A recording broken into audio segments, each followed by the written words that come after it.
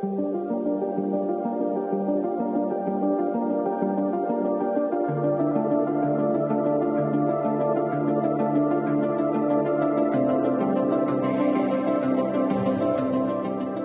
and welcome to the Construction Record Podcast. I'm digital mediator Warren Frey. On this episode of the pod, we're talking to ConstructConnect chief economist Alex Carrick and senior economist Michael Guckes about the current housing crisis, how it affects construction and the wider economy, and what the differences are between the U.S. and Canada as housing prices climb higher and higher. But first, here's a look at the latest Daily Commercial News and Journal of Commerce headlines. From the East, Daily Commercial News staff writer Angela Gismondi has a story about how Atlantic Canada is feeling pressure due to housing and immigration challenges in addition to a labor pinch. Duncan Williams, the president and CEO of the Construction Association of Nova Scotia, said the labor shortage started to become an issue during 2021 and 2022 because of the number of major projects were increasing, but people were retiring, immigration slowed, and so did new entrants such as apprentices. Quote, "What I don't think anybody really anticipated is Nova Scotia becoming a real safe haven destination," unquote, said Williams. Quote, "We had a housing supply that quickly got gobbled up, and then of course with all the newer projects that are coming, it's only magnified this problem. Right now, I would estimate we are about 3,000 bodies short in Nova Scotia."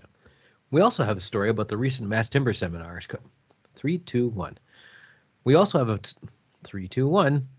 We also have a story about the recent mass timber seminar conference at George Brown College in Toronto, which said mass timber technology could be a part of a collective solution to the housing crisis.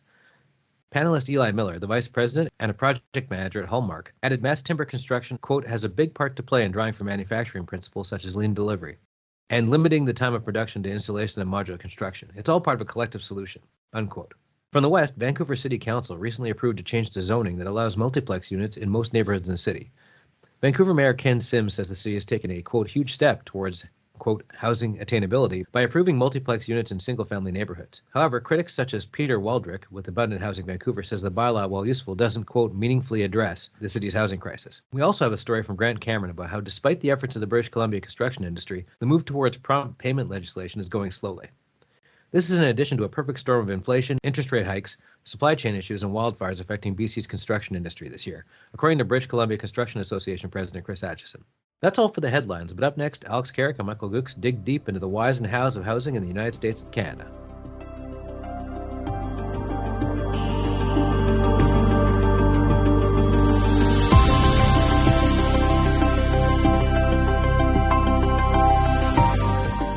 That time again, another economic updates with chief economist Alex Carrick and senior economist Michael Guckes. We're going to talk about housing this time because it's a situation. It's definitely a situation in Canada that's getting a lot of attention for good reason, and it's also a situation in the States, but in different ways. And I have some preconceptions that Michael's going to clear up. So first, actually, let's start with that, Michael. In the States, I was of the opinion or the idea that people are living in the bigger cities for smaller ones because they're cheaper, but then that brings the housing prices up. Unlike here, where we don't really have the second tier city, it's either an expensive city or it isn't. But anyway, maybe you could clear that up for us. What is the economic dynamic of that? Well, this is merely an anecdotal story, but many of my friends and acquaintances who have spent years in places like New York City or Chicago or LA, but I would say especially in New York City, that's where most of my anecdotal evidence is coming from. They get so used to that 24/7 life. There is something for everybody in New York City. It's just an incredible place. And, even in a nice city where I am here in Cincinnati, Ohio, for example, or Nashville, Tennessee, there just isn't quite that same dynamic. And so, when we think that somebody from a New York City is just going to up and leave and go to a Cincinnati or go to a Nashville because it's cheaper and, housing is more affordable, you can buy something bigger, obviously, for the same money. Given all of those dynamics, I think, the calculus, right? The decision making that goes in behind, do I leave my much beloved major city or not, comes down to a lot more than just, what is affordable, or where is, where's it easier maybe to find a job or whatnot. I think there's a certain love for some of these major cities that really gets into it hits on an emotional heartstring. It's much harder to use statistics and dry numbers to try to understand those kinds of behaviors and decision makings. Well, as somebody who lives in one of the most expensive, if not the most expensive city in Canada, and loves New York, my favorite city in the world, I totally get where you're coming from with that. So, Alex, as somebody else in one of the most expensive cities in North America, Toronto, maybe I'm out of line saying what I said about how we don't have those second-tier cities to go to. Is that in fact the case? No, there's just so much that's going on that's interesting because a lot of people are, and I'm seeing it in my own family. I've got my eldest son moved to Newfoundland to buy. Mm-hmm. I mean, he had a job offer in Newfoundland, and he moved there, and he was able to buy a house for less than 200,000. And I mean, that Which was is his. unthinkable here. Yeah. Yeah, it's unthinkable. And now he's got a job offer in Alberta, and it's outside the major cities in Alberta. And he's probably going to do that with his wife and kids and so on. And I've got other relatives who have moved to the Atlantic. The story in Canada, well, there's a couple. One is in Canada, it's almost all multifamily construction that occurs. Like 80% of the units in the cities in Canada are multifamily. And that's one of the huge differences between Canada and the United States. And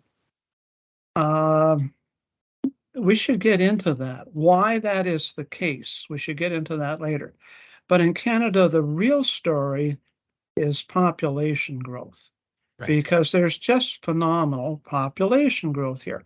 I don't think people are as aware of this as maybe they might be or they should be. And everybody has always carried around this rule of thumb that the population of the United States is 10-1 versus Canada, because you just multiply by 10, because it's easy.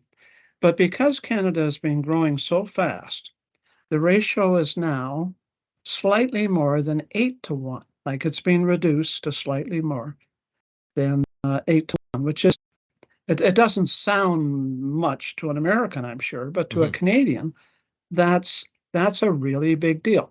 Canada's population last year increased by 1.2 million. And we've never had anything like that before. And a very big chunk of that is immigration. But the Atlantic provinces, there are some provinces in the Atlantic where the population growth has been quite strong. I think it's Nova Scotia grew by 4%. Alberta's growing by 4.5%. Ontario's somewhere around 3.5%. And this is what's driving the concern about whether or not by 2030 there'll be anything like enough housing to accommodate Canadians. It's not that far off. It sounds far off, but it actually isn't. No, it's not.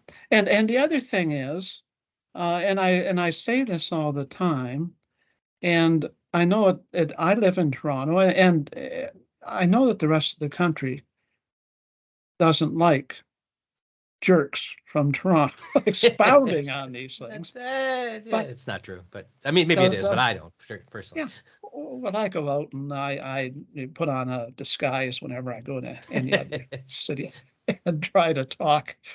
But the population of Toronto is about the same as the next two biggest cities in the country, Montreal and Vancouver. And housing starts in Toronto presently are higher. You see, this is the thing. There's all this talk about this crisis of housing starts in Canada, and they're not really down by much. I mean, the interest rates have gone up, but on a monthly average basis, they're really only down 8% this year versus what they were last year, 240,000 versus 260,000. And the housing starts in Toronto are higher than the two next cities, Vancouver and Calgary. And Calgary has displaced Montreal for third place. Montreal's back in fourth place now, tied with Edmonton. So there's all these things. But that multiples versus singles one, I think that's really an interesting subject in terms of the difference between Canada and the United States. Alec, you brought up a really great point. You began with starts, and that's one of many measures, right, that you and I are using to understand the residential market. One of the things that I look at it, and I'm obviously I spend more time looking at the U.S. data because I'm down here, but I also look at the completes data, right? So when I look at, there's many ways to look at this data, and I think for our viewers this could be instructive, or our listeners, sorry. But there are authorizations and permits, there are starts, and then there are completions. And it is really interesting to me to see what has happened in the last 2 years with that starts versus completions figure. The starts numbers, at least down here, remain historically high. If I look at 2021, 2022, and I'm looking just at multifamily, but I can also pretty much say the same thing for single family, but 5-unit or more multi-residential, the starts numbers still are very impressive.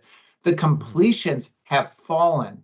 And when I say fallen, I mean like really fallen.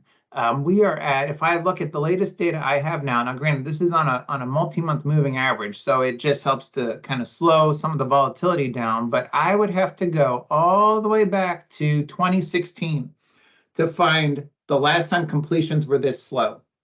And I think that says something about the market, that while we see pricing, right, and pricing is sort of where supply and demand are meeting, but behind the scenes is the construction world. And in that construction world, there seems to be a strange disconnect between, we have a lot of starts, at least in the US, but we're really slowing down those completions. And I wonder how that is affecting this picture on both sides of the equation, both for the people who want to rent those units, but also for the firms that are looking to, make their next investments in multifamily. And they're saying, look, like we see what's happening with pricing. We see that, pricing is great. If I run these models through my, my accountant's calculator, I can come out with a hefty double-digit return on investment if I, buy up some land and start developing it today. But I become very concerned by that spread. If we have all these things that are in some work in progress, at some level of work in progress, and eventually it all is going to be completed, right? Do we end up with this unexpected glut, right? And maybe I'm just the first one to call it out, or maybe I'm just saying, maybe I'm wrong. Maybe the emperor does have his clothes on, but I think that there's some discussion around this topic that requires extra nuance, right? That requires us to do more than just look at starts. And, we really need to be looking at things like completions. We also need to be considering what's happening on the single family side, right? The mortgage rate situation down here in the US has really gummed things up, right? People are not putting their homes on the market because nobody wants to give up their 3.5% or 3% mortgage. Just ask me, I'm in that boat. No way I'm going to sell my house. I don't want to pay more for essentially the same thing if I were to sell it and go back out in the market and buy. And that's exactly what would happen. And so, you have this other supply problem on the single family side. And I do wonder too, what part of this single family gridlock is also spilling over into the multifamily side and making that situation worse. And it means that for our construction audience, right, they need to be thinking, well, gosh, how does that affect me? How will that affect an investment that I make today that may not have its first turnkey property ready to be sold until 18 months from now, or even 2 years from now? I think it's really important to go yet a step further, and I'll promise you I'll be brief on this one, but think about where interest rates are heading. At least here in the US, I think many of us economists would say that the Fed is going to hold rates steady for at least a short period of time, maybe 6 to 12 months. If you look at the Fed forecast of its own interest rate policy, that starts ticking down in 2024 and additionally so in 2025. Hopefully that will unlock the market. So if we unlock the mortgage market here in the US in 18 to 24 months, right? That's right about the time somebody who's making a decision today to start developing a multifamily unit is going to end up having to compete with, a much different housing situation. I wrote about this. It's on the Economic News website. This is such a complicated picture. And for anyone who's out there thinking, hey, my company's future success is going to be built on multifamily house sales in the next 2 years, that is an option. I think it's just going to be a very tricky option with a lot of unknowns. Go ahead, Alex. I'd like to hear what the Canadian version of this is. There are certain parts, there are certain areas where certain kinds of construction predominate. Like I talk about how strong housing starts are in Toronto, and if you look at the building permit numbers, which is the proxy for starts for cities in the United States, basically, it's unbelievable what the figures are for Houston and Dallas. Like Texas is just crazy. Toronto will have 45,000 units in a year, and Houston and Dallas will each have 70,000. I mean, there's parts of the United States that are really incredible for that. But as for the whole multifamily story, and I like that about completions. I think that is definitely something that we should look into more. But in terms of, you see, I've really been baffled by this. Why the proportion of multis to total in Canada is so much different in the United States? Because you would think Canada has so much more land that there'd be all these singles. Oh, Houston and Dallas, when I was talking about them, yeah, that's all singles. Like more than half of the projects that are built in those cities are single family units. So why has it taken off? Part of it is because living downtown is different than it used to be. Like it's safer. Mm-hmm. And there's all these amenities. Like a lot of cities have built sports arenas downtown, and they've got theaters, and then you got your empty nesters right next to both those things. Yeah, so yeah. You're right, right downtown. So yeah, absolutely. Yeah, and then you're in Vancouver. So and then you've got amenities, which things like the theater and restaurants and so on. Another one of my sons is now living at Yonge and Eglinton, and we went down to join him for dinner the other night. And man, the streets were just jammed with young people, and cities want to attract young people and people who are going to go into the high tech business, and that's what they want. They want those kind of people roaming around the streets at night and so on. The other thing is that's really important, and I don't know what effect this is going to have, because this isn't the financial area, but an awful lot of the high rises that have been built everywhere have tied into transit hubs. Right. Like if you have a rapid transit system that's being built somewhere, traditionally, you had developers who just saw that as a bonanza, because they could build a high-rise office building, they could build a high-rise, they could build a hotel, and they could buy all these condos. And it's symbiotic, because the subway feeds people into those residences, and the residences feed into the transit system. So that has traditionally been a real source, particularly in Canada, of high-rise construction. And to what extent is that going to be affected? Well, I think post-pandemic, clearly it's going to be affected, because we're not getting the mixed-use projects that we did before, because, well, hotels aren't in really strong demand right now, nor are office buildings. So that's one of those inhibiting factors on this. But yeah, there's an awful lot of pieces in this dynamic. And the other thing that I've often said about the Canadian housing market, and I'd be interested in listener feedback on this, is that housing is the Canadian stock play. Like in the United States, they have NASDAQ, which has gone up unbelievably, and Americans are used to putting their money into stocks and so on. And Canada can do that, but the TSX doesn't move. Like the TSX in 10 years I don't think it's even doubled. NASDAQ has gone up ninefold. So what do Canadians do? They buy houses, and they don't necessarily flip them, but they that's their storehouse of wealth, and that's what they count on to really increase their assets. So anyway, I'm That's it for now. And I'll that's try to drag some more of my kids into this Please do. into this narrative. I guess my final question is, and I think this affects both countries, is that the labor crunch, because you got to have people to build these things, high rise or single family, and how is the labor crunch affecting on both sides of the border? You know, I think you just hit the nail on the head there. Warren, the labor problem in the U.S. is entrenched. It is a generational problem in the making.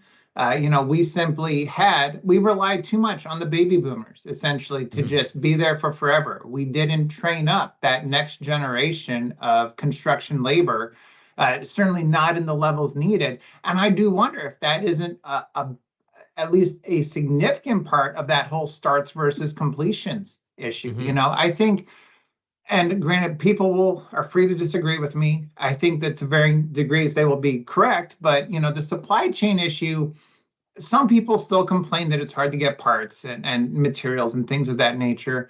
I think that maybe on occasion that argument is still holds, but I think for the most part, as we've seen with pricing and whatnot, it seems like a lot of that has normalized.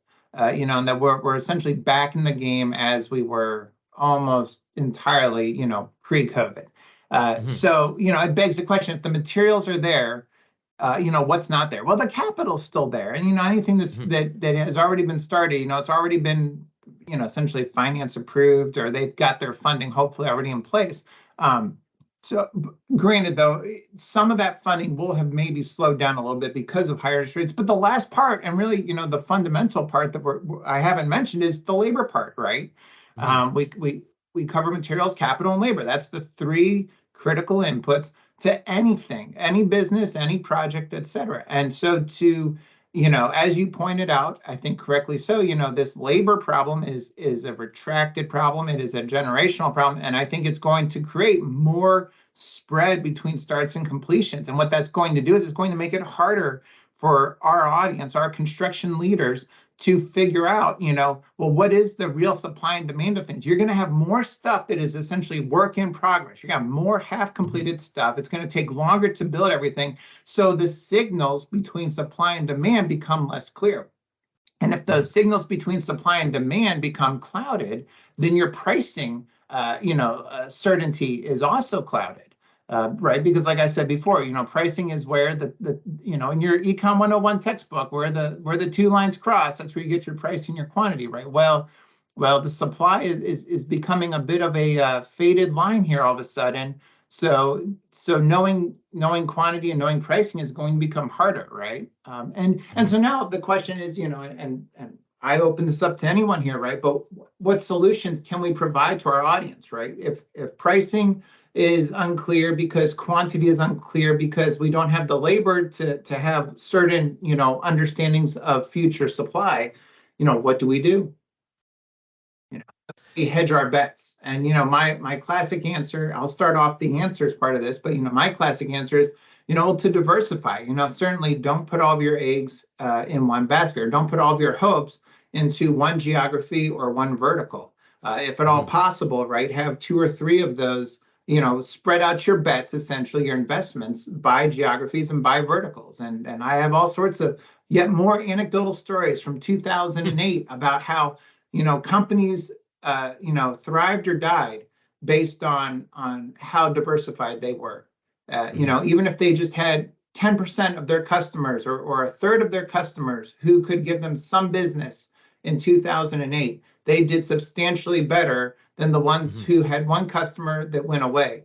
Those firms ended up going away themselves, right? And then those customers moved on to the better diversified firms in the end, and that's why we saw such a huge split between winners and losers after 2008. To the degree that we see, various levels of repeats of that today and in the future, there's one good solution to not being on the wrong side of that binary outcome, and that is, I think, to be diversified.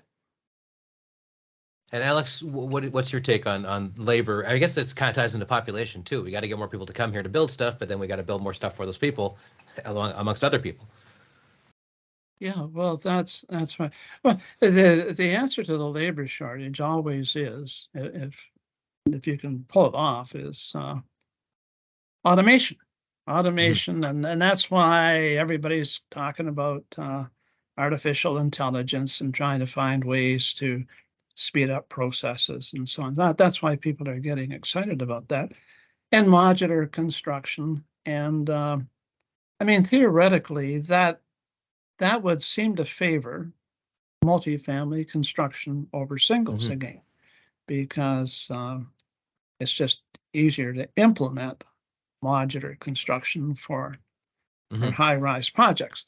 But we'll have to see. Anyway, my final comment is, and I'm going to leave your listeners with this, that if they want to do something that's really exciting, what they should do is get on the web and watch the population clocks. You can watch the population clocks of the United States, and you can watch the same thing for Canada, and you can see the numbers turn over for births and the actual population. And I swear that this is more exciting than watching grass grow. All right. Well, I can't think of a better way to end it than that. But Alec, is it more exciting than watching the debt clocks? Maybe that's just an economist. That's a sick pastime of mine is to watch those federal debt clocks. But the population clock would give me a little more hope, I suppose. Put them next to each other, just see how that works. Yeah. My completely unqualified recommendation. All right. Thanks very much, guys. Alex and Michael, thanks for joining me today. Sure thing. Yeah, Warren, thank you so much for your time. Yeah. Take care.